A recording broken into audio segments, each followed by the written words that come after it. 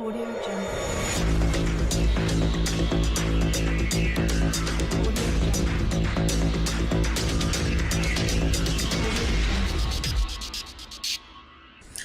So hello friends, today we are going to discuss an important class of the inorganic reactions, what we call as redox reactions. So in this video lecture, I am explaining you how to write down a balanced redox reaction by applying proper logic. So let's start. So let me first explain you the modern definition of the oxidation and the reduction.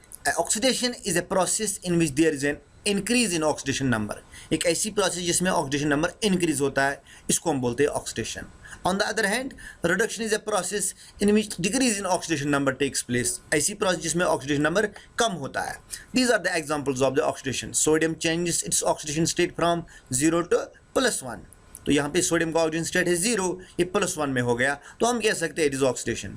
Similarly magnesium अगर 2 electron loss करेगा, magnesium का oxidation state यहाँ पे 0 है तो +2 में चला जाएगा, इट इज अगेन ऑक्सीडेशन. अगर यहाँ पे मैं SO2 देखता हूँ और SO2 कन्वर्ट होता है H2SO4 में, अगर मैं यहाँ पे सल्फर का ऑक्सीडेशन स्टेट निकालूँ इट इज +4, और यहाँ पे अगर हम सल्फर का ऑक्सीडेशन स्टेट देखेंगे इट इज +6.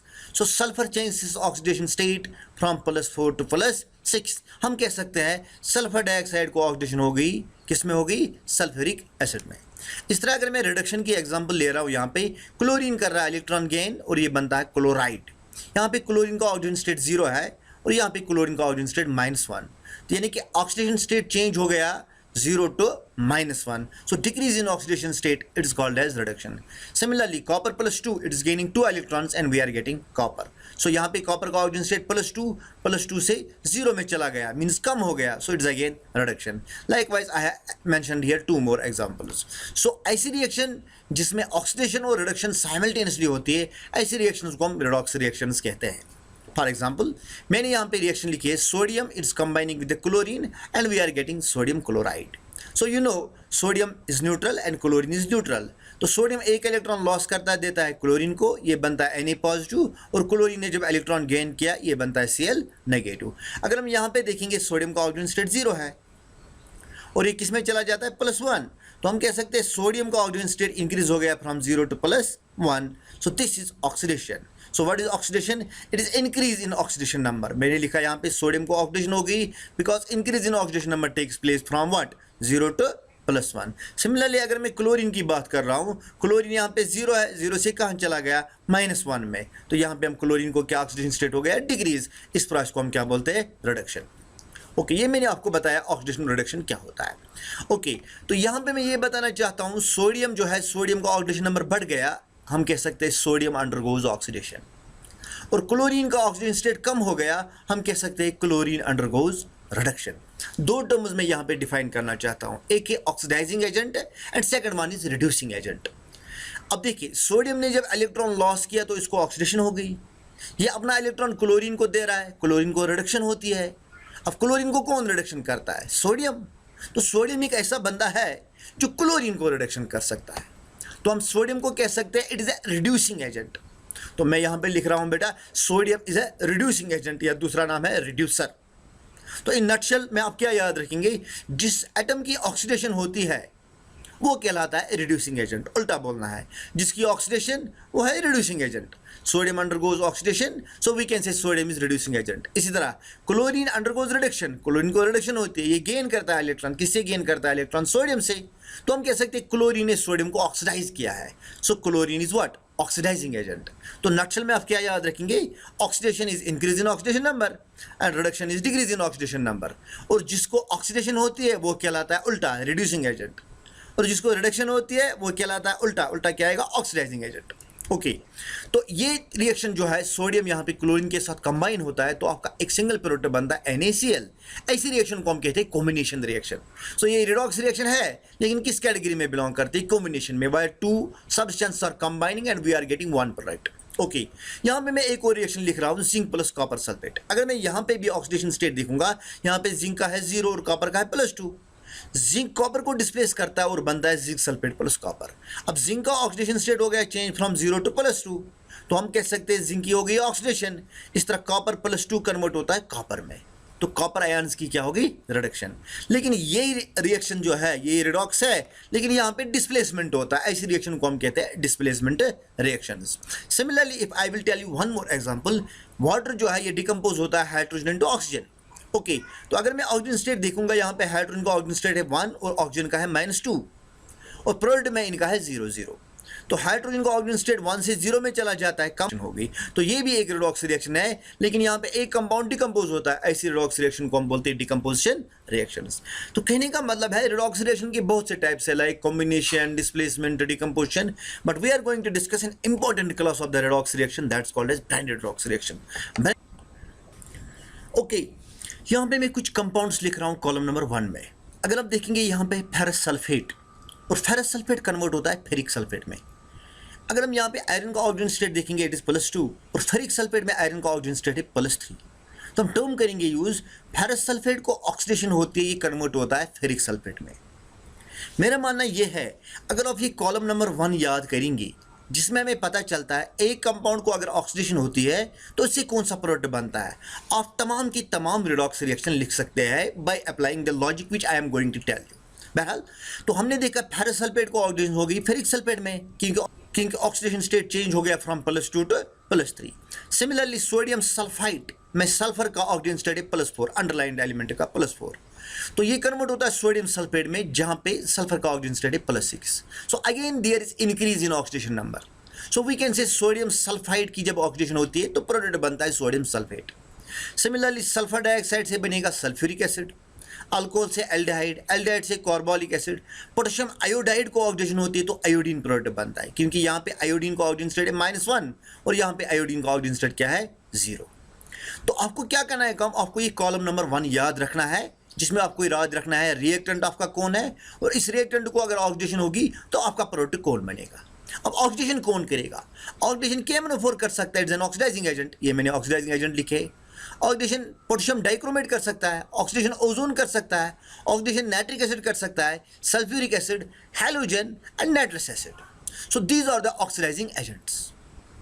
तो अगर आप ये लॉजिक अप्लाई करेंगे, मेरा मानना यह है कि आपका 12th का 50% पी ब्लॉक यूनिट कंप्लीट हो जाएगा along with D and F block unit of 12th class by applying proper logic. Okay, तो काम क्या करना है, ये कॉलम आप याद करेंगे, ठीक है। इस तरह मैंने कुछ और कंपाउंड्स लिखे, हाइड्रोजन पेरोक्साइड को ऑक्सीडेशन होगी तो वाटर बनता है, सोडियम आर्सेनाइड को ऑक्सीडेशन होगी तो सोडियम आर्सेनेट बनता है, सोडियम एंटीमोनाइड को ऑक्सीडेशन होगी सोडियम एंटीमोनेट बनता है।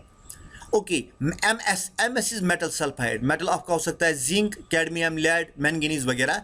तो जब कोई भी मेटल सल्फाइड होगा, इसको जब ऑक्सीडेशन होगी मेटल सल्फेट बनता है, क्योंकि यहाँ पे सल्फाइड का ऑक्सीजन स्टेट है -2 और यहाँ पे सल्फर का ऑक्सीजन स्टेट कितना है, +6। एक्सेप्ट H2S हाइड्रोजन सल्फाइड को ऑक्सीडेशन जब होती है तो प्रोडक्ट बनता है सल्फर। यहाँ पे भी ऑक्सीडेशन होती है, यहाँ पे ऑक्सीजन स्टेट है -2 से 0 में चला जाता है। सिमिलरली K2MnO4 से बनता है KMnO4, पोटेशियम फेरोसाइनाइड से बनता है पोटेशियम फेरिसाइनाइड एंड स्टैनस क्लोराइड से बनता है स्टैनिक क्लोराइड। और यहाँ पे मैंने एक टर्म लिखी है PICS means pics, SB means सब, AS मीन्स असल, असल मीन्स ब्यूटीफुल, पिक्स सब असल। The pics which you are uploading on the Facebook, they are all beautiful.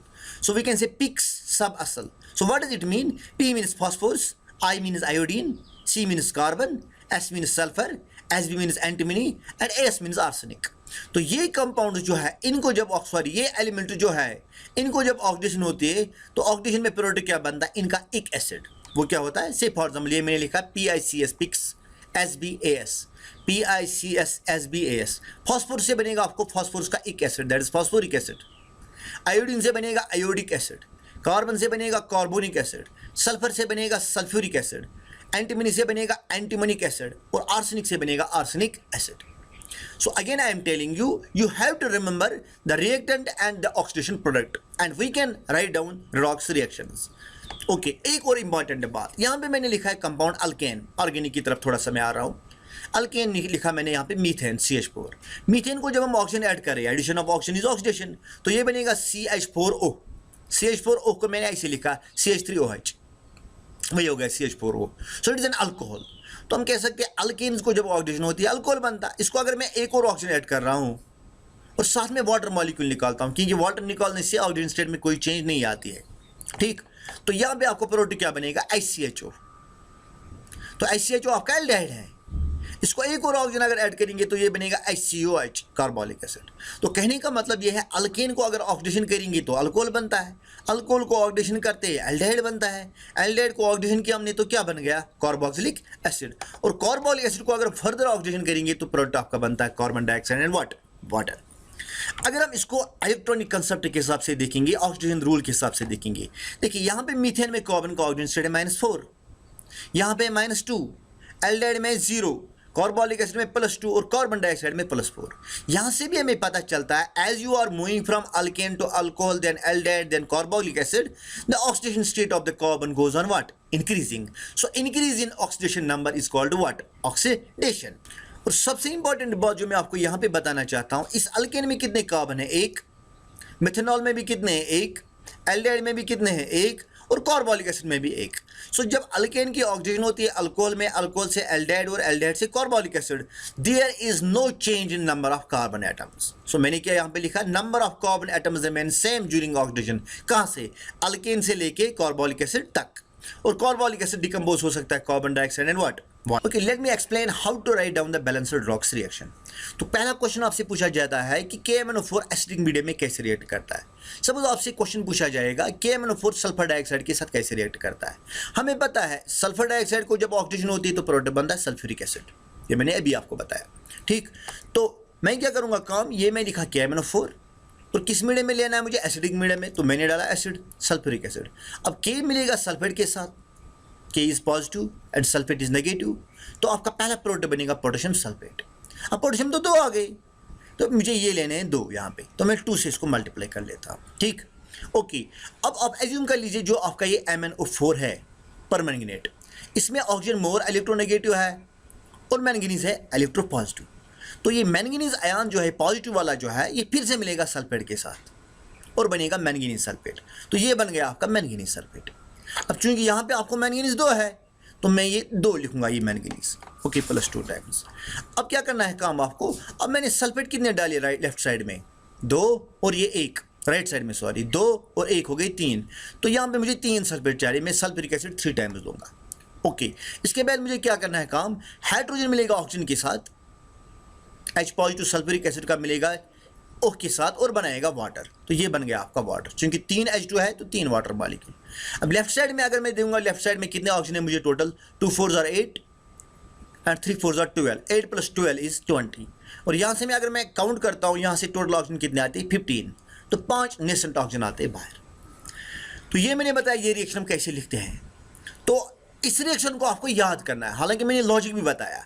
अगर आप इस हाफ रिएक्शन को याद करेंगे तो मेरा मानना यह है कि KMnO4 की तमाम रिएक्शंस बैलेंस्ड रिडॉक्स रिएक्शंस आप लिख सकते हैं। एक आधी रिएक्शन आपको याद करनी है, ये हाफ रिएक्शन आपको याद रखनी है।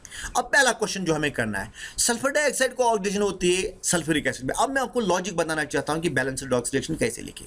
सल्फर डाइऑक्साइड को ऑक्सीडेशन होती है सल्फ्यूरिक एसिड में, तो ये मैंने लिखा सल्फर डाइऑक्साइड और मैंने नेसेंट ऑक्सीजन ऐड किया, addition of oxygen is oxidation, और प्रोडक्ट आपका क्या बनता है सल्फ्यूरिक एसिड। आप डायरेक्ट लिखेंगे आपका प्रोडक्ट बन गया सल्फ्यूरिक एसिड।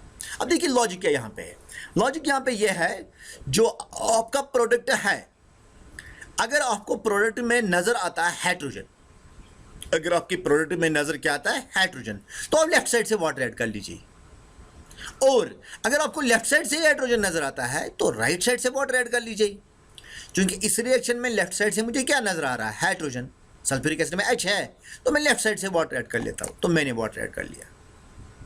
फिर से मैं बताना चाहता हूं यहां पे आपका सल्फर डाइऑक्साइड जो है वो किस में कन्वर्ट होता है सल्फ्यूरिक एसिड में, तो आप क्या करेंगे काम, आपको सल्फर डाइऑक्साइड को ऑक्सीजन ऐड करना है, स्टेप नंबर 1, ओके, और प्रोडक्ट लिखेंगे आप सल्फ्यूरिक एसिड।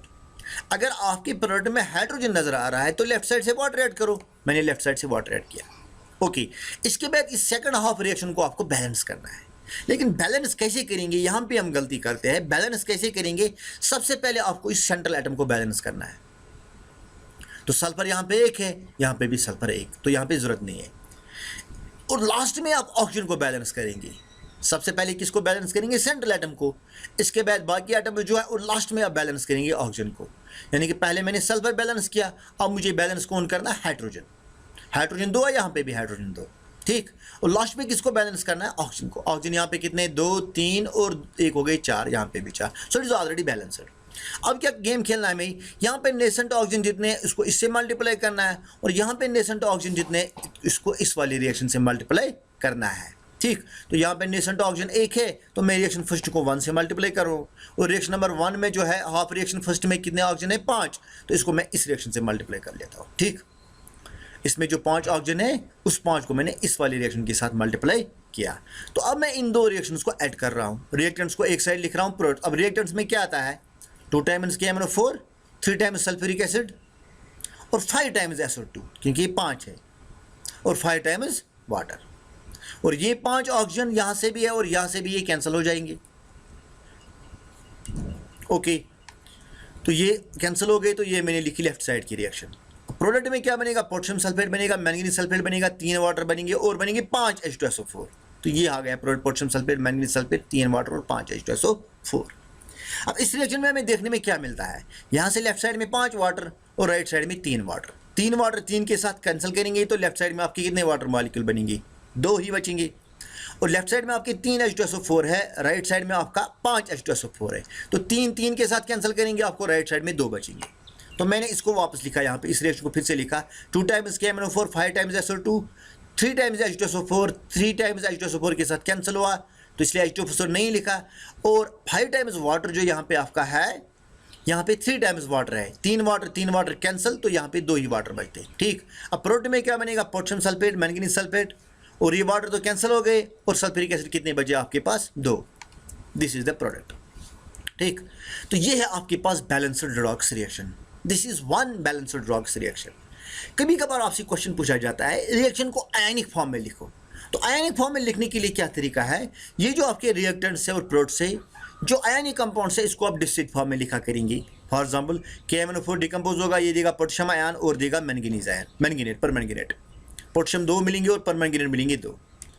सल्फर डाइऑक्साइड और वाटर जो है ये मॉलिक्यूलर कंपाउंड है, मॉलिक्यूलर कंपाउंड डिस्टिक नहीं होता है।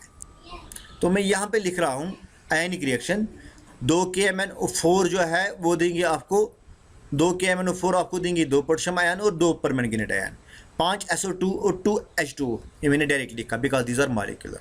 और प्रोडक्ट में क्या है, जो K2SO4 है ये डिकम्पोज आएगा, ये डिकम्पोज हो जाएगा, ये देगा 2 पोटेशियम आयन और 1 सल्फेट आयन, और ये भी डिकम्पोज होगा मैंगनीज सल्फेट, ये देगा मैंगनीज 2 और सल्फेट 2, और सल्फ्यूरिक एसिड भी डिकम्पोज होगा। So you will get this, इसने दिए 2 पोटेशियम 1 सल्फेट, 2 मैंगनीज 2 सल्फेट, इसने दिए 2 हो गए 4 H पॉजिटिव और 2 सल्फेट। ओके, इस रिएक्शन को हम बोलते हैं कंप्लीट आयोनिक इक्वेशन। इस इक्वेशन को हम क्या बोलते हैं, कंप्लीट आयोनिक इक्वेशन। अब इसमें जो कॉमन आयन लेफ्ट और राइट साइड में है वो कैंसिल करेगा, और इन आयन्स को हम बोलते हैं spectator ions, because they are assumed as if they are not taking part in a reaction. तो यहाँ पे मुझे कॉमन आयन, यहाँ पे कौन है 2 पोटेशियम, और यहाँ पे भी कौन है 2 पोटेशियम, तो ये 2 पोटेशियम और ये 2 पोटेशियम कैंसिल करेंगे। अब लेफ्ट साइड में आपके पास क्या बचा, 2 times MnO4, 5 times SO2, 2 times water, तो ये है आपका 2 times MnO4, 5 times SO2 and 2 times water. और राइट साइड में आपके पास क्या बचा, राइट साइड में आपके पास बचा 2 times Mn+2, 4 times H positive, और सल्फेट कितने बचे, 2, 4 और 5। सो राइट साइड में मैंने ये लिखा 5 times sulphate, 2 times MnO+2 and 4 times H positive.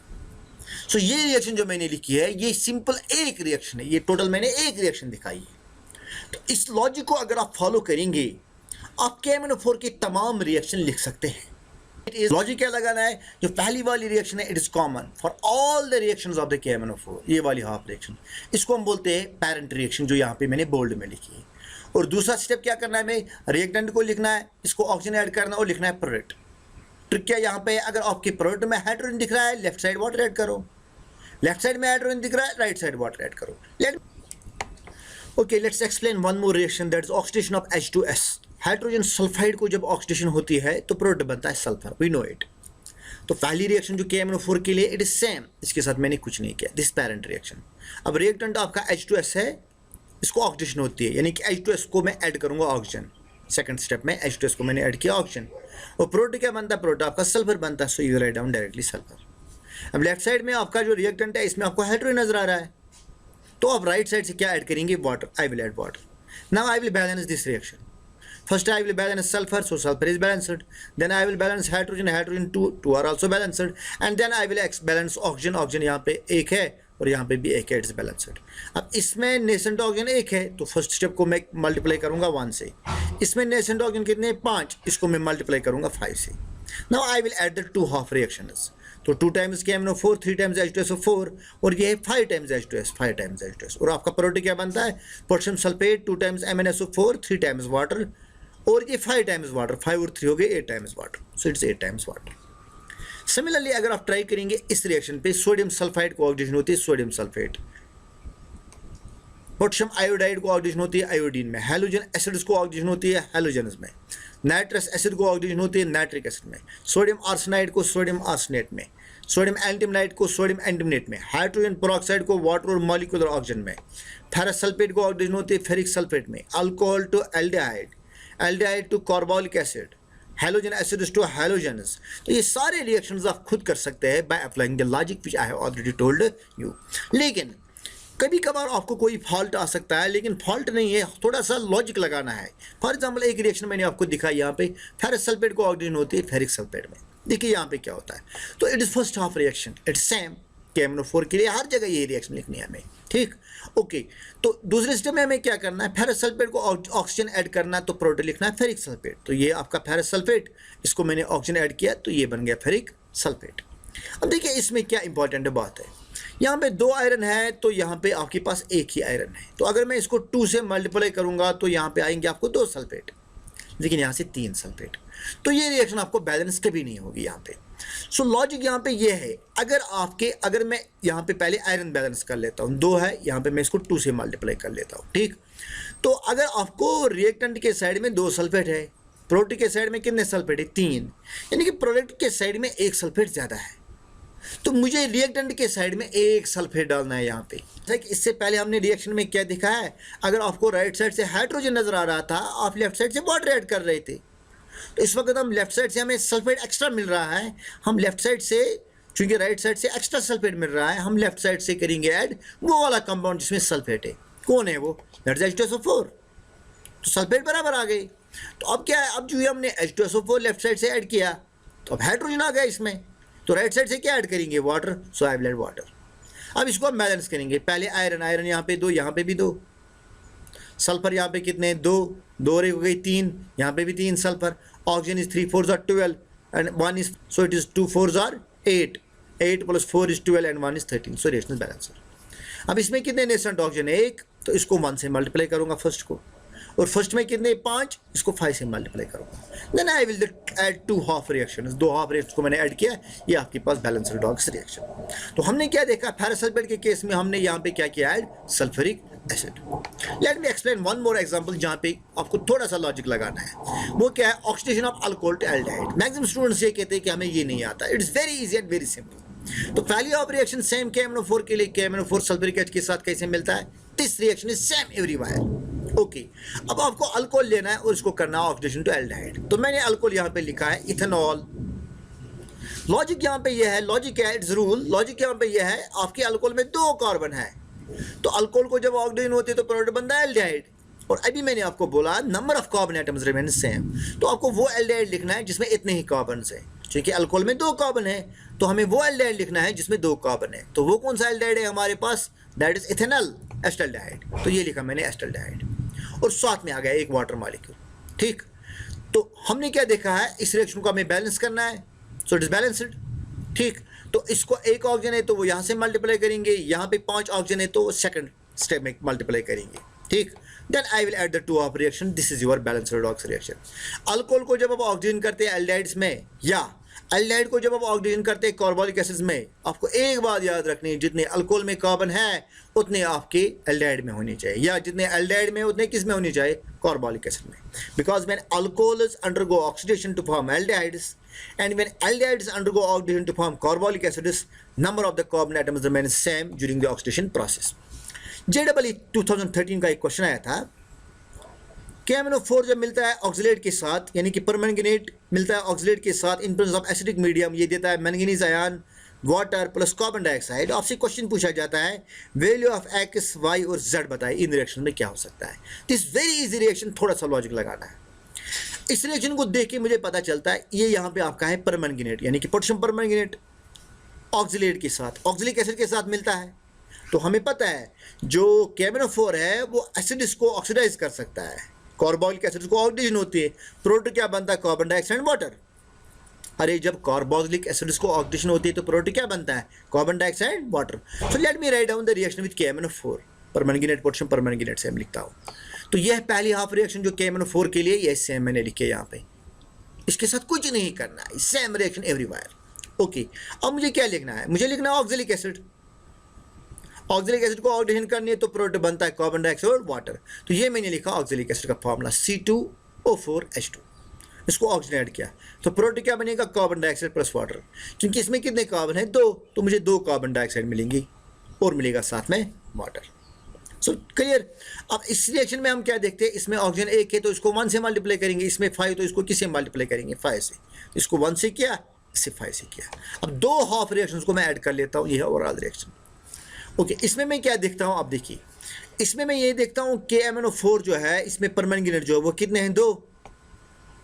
तो यानी कि MnO4 आपको कितने हैं, 2, यानी कि x का वैल्यू 2 है, x का वैल्यू 2 है। पहले पार्ट में 5, इसमें 2, इसमें 2, इसमें 5। तो यानी कि A पार्ट और D part it is ruled out. So you are having option, answer जो है आंसर है either it is part number B और it is part number C। अब रह गई बात ऑक्सिलेट की। ऑक्सिलेट आपके पास कितने हैं, Y, और ऑक्सिलेट आपके पास कितने हैं, 5। तो oxalate is 5 here and here it is also 5, यानी कि हमें थर्ड ऑप्शन पे जाना है, 8 है कि 16। अब देखिए हम यहाँ पे हमें बोलता है H पॉजिटिव कितने लगेंगी। अब सल्फ्यूरिक एसिड कितने लगते हैं यहाँ पे, 3। एक सल्फ्यूरिक एसिड 2 H पॉजिटिव देता है, तो 3 कितने देंगे, 6। 3 कितने देंगे, 6। ओके, इंपॉर्टेंट बात, ऑक्सिलिक एसिड जब डिस्टिलेट होता है ये भी कितने H पॉजिटिव देगा, 2। अरे एक ऑक्सिलिक एसिड से 2 H पॉजिटिव आएंगे, तो 5 से कितने आएंगे, 10। और सल्फ्यूरिक एसिड से कितने H पॉजिटिव आएंगे, 6। सो 10 + 6 इज व्हाट, 16 H पॉजिटिव। तो Z का वैल्यू जो यहाँ पे है that is what, 16। So C option is the correct option. ठीक, यहाँ पे ये गलती नहीं करना आप, ये यहाँ पे ये नहीं देखना कि 3 H2SO4 मिलते हैं तो 3 H पॉजिटिव लगाएंगे, यहाँ पे नहीं। आपको सल्फ्यूरिक एसिड के मोल्स नहीं पूछते हैं, आपको पूछते हैं H पॉजिटिव के कितने मोल्स रिएक्ट होते हैं। क्लियर। तो एक और इंपॉर्टेंट रिएक्शन जिसमें आपको थोड़ा सा लॉजिक लगाना है दैट इज पोटेशियम आयोडाइड को जब ऑक्सीडेशन होती है तो आपका प्रोडक्ट बनता है iodine. So how we can remember this reaction. ठीक, ओके, तो पहली हाफ रिएक्शन सेम। तो सेकंड केस में मैं क्या करना हूँ, पोटेशियम आयोडाइड को ऑक्सीजन ऐड करना तो प्रोडक्ट बनेगा I2। ये पोटेशियम आयोडाइड, इसको मैंने ऑक्सीजन ऐड किया तो प्रोडक्ट आपका क्या बन गया, I2। ओके, तो 2 I2 का मतलब है 2 आयोडीन, तो मैं इसलिए मैंने इसे 2 से मल्टीप्लाई किया। ठीक, तो अब आपके पास बचता है पोटेशियम और बचता है ऑक्सीजन। पोटेशियम लेगा ऑक्सीजन के साथ बनाएगा KO। KO तो कोई कंपाउंड नहीं है, बल्कि कौन सा कंपाउंड है, KOH। तो मैं लूंगा रिएक्टेंट की, सॉरी प्रोडक्ट के साइड में यहाँ पे कौन सा कंपाउंड, KOH। अब जो ही मैंने H लिखा, KOH लिखा, तो हाइड्रोजन यहाँ पे अपियर होता है। अगर हाइड्रोजन राइट साइड से आपको नजर आ रहा है तो लेफ्ट साइड से मुझे क्या करना है, water. So I will add water. और जो ही मैंने यहाँ पे वाटर ऐड किया, अब मैं इस रिएक्शन को देखूंगा पहले ये बैलेंस्ड है कि नहीं है। ओके, 2 पोटेशियम 2 पोटेशियम 2 आयोडीन यहाँ पे, और ऑक्सीजन कितने यहाँ पे, 1 और 2 ऑक्सीजन यहाँ पे, इट इज बैलेंस्ड। अब यहाँ पे नेसेंट ऑक्सीजन 1 है तो रिएक्शन नंबर 1 को मल्टीप्लाई होगा 1 से। अब रिएक्शन नंबर 1 में नेसेंट ऑक्सीजन 5 है तो 2 को किससे मल्टीप्लाई हो गया, 5 से। लेकिन यहाँ पे आप ये गलती नहीं करना, आप इन 2 को डायरेक्टली ऐड करेंगे। यहाँ पे एक एक्स्ट्रा स्टेप आता है। सर वो एक्स्ट्रा स्टेप क्यों आता है, क्योंकि आपने प्रोडक्ट बनाया बेस KOH। आपका प्रोडक्ट जो है वो क्या बन गया, बेस, और मीडियम आपका एसिडिक है। अरे जब आपका मीडियम एसिडिक है तो आपका प्रोडक्ट बेस नहीं बन सकता है, क्योंकि वो बेस फिर से किसके साथ मिलेगी, एसिड के साथ। तो ये KOH जो फिर से H2SO4 के साथ मिलेगा, ये KOH जो है आपके फिर से किसके साथ मिला, H2SO4 के साथ। और प्रोडक्ट क्या बनेगा आपका, potassium sulphate plus water. Potassium मिलेगा सल्फेट के साथ, हाइड्रोजन मिलेगा ऑक्सीजन के साथ, तो बन गया water. So this is balanced reaction.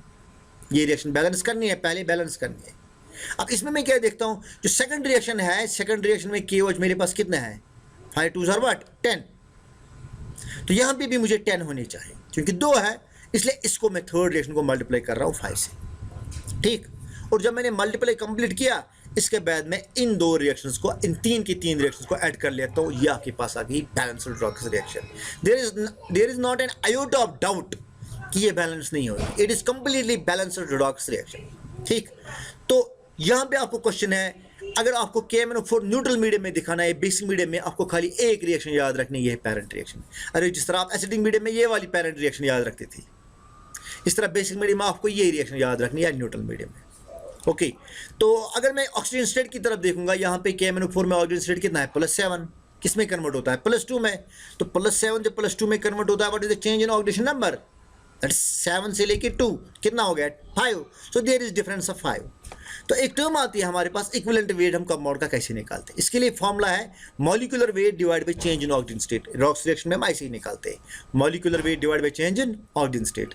अब KMnO4 का मॉलिक्यूलर वेट अगर मैं मान लेता हूँ m, अब ऑक्सीजन स्टेट में कितनी चेंज आती है, 7 से लेके 2 तक, मीन्स 5।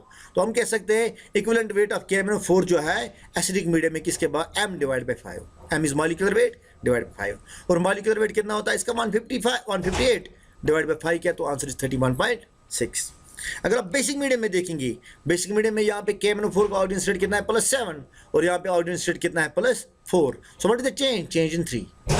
तो न्यूट्रल और basic medium, weekly basic medium, not highly basic, weekly basic medium में या न्यूट्रल मीडियम में आपका जो इक्विवेलेंट वेट आता है वो आता है molecular weight divide by 3। It is 3 year. So answer is 52.67। Okay, reactions of the K2Cr2O7। Potassium dichromate के तमाम रिएक्शन आप कर सकते हैं खुद, अगर आपने एक नहीं बल्कि आधी रिएक्शन याद रखी है, हाफ स्टेप, आपको हाफ रिएक्शन याद करनी है। तो क्या है, आपको जो K2Cr2O7 है, इसमें एक और इंपॉर्टेंट बात है, ये सारे के सारे रिडॉक्स रिएक्शन जो है वो एसिडिक मीडियम में दिखाता है। सपोज मैं आपसे पूछ रहा हूँ एसिडिक मीडियम में ये कैसे रिएक्शन करेगा, तो जो आपका रिएक्टेंट है मुझे दिखाना है यही, सपोज SO2 से कैसे बनता है H2SO4। तो रिएक्टेंट कौन है आपका, ऑक्सीडाइजिंग एजेंट कौन है आपका, K2Cr2O7 पोटेशियम डाइक्रोमेट, ये है पोटेशियम डाइक्रोमेट। कौन सा मीडियम लेना है, एसिडिक, तो मैं मिलाऊंगा सल्फ्यूरिक एसिड। फिर से वही लॉजिक, पोटेशियम मिलेगा सल्फेट के साथ तो बनेगा पोटेशियम सल्फेट।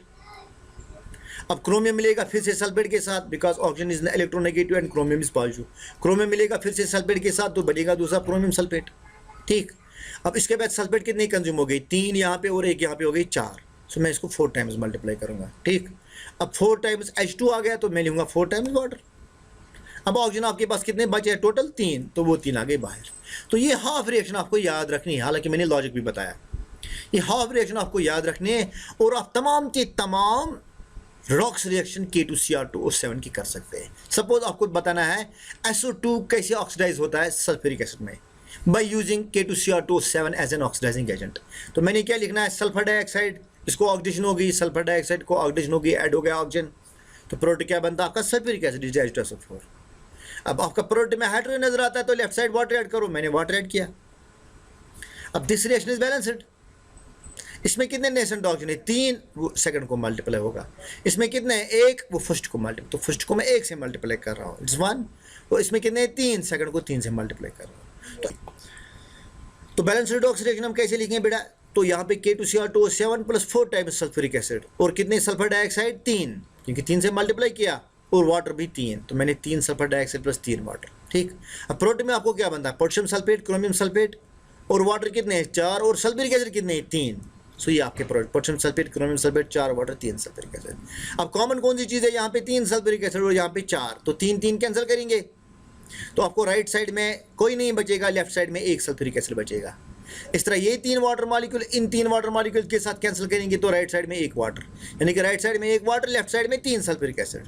तो ये लेफ्ट साइड में आपके पास सल्फ्यूरिक एसिड कितने, 1, अरे 4 थे यहाँ पे, 3 की कैंसिल हो गई, 3 और 3 कैंसिल हो गई तो 1 बचा। अब लेफ्ट साइड में 3 वाटर मॉलिक्यूल किसके साथ कैंसिल हो जाएंगे, 3 वाटर मॉलिक्यूल के साथ, और राइट साइड में आपका कितना वाटर मॉलिक्यूल बचेगा, 1। ये है राइट साइड में आपका 1 वाटर मॉलिक्यूल। इसको अगर आप आयनिक फॉर्म में लिखना चाहते हैं तो फिर से डिसाइड करो, ये डिसाइड हो जाएगा, ये डिसाइड नहीं हो जाएगा, इट्स मॉलिक्यूलर, ये भी डिसाइड हो जाएगा लाइक दिस। तो 2 potassium chromate dichromate sulphur dioxide और 2 H पॉजिटिव और 1 सल्फेट, और ये भी डिसाइड होगा, पोटेशियम देगा 2, सल्फेट देगा 1, क्रोमियम डिसाइड होगा, ये देगा 2 क्रोमियम आयन, सल्फेट मिलेंगे 3, और वाटर मॉलिक्यूलर कंपाउंड ये डिसाइड नहीं होगा। तो कॉमन आयन इसमें पोटेशियम है, पोटेशियम कैंसिल हो जाएगा।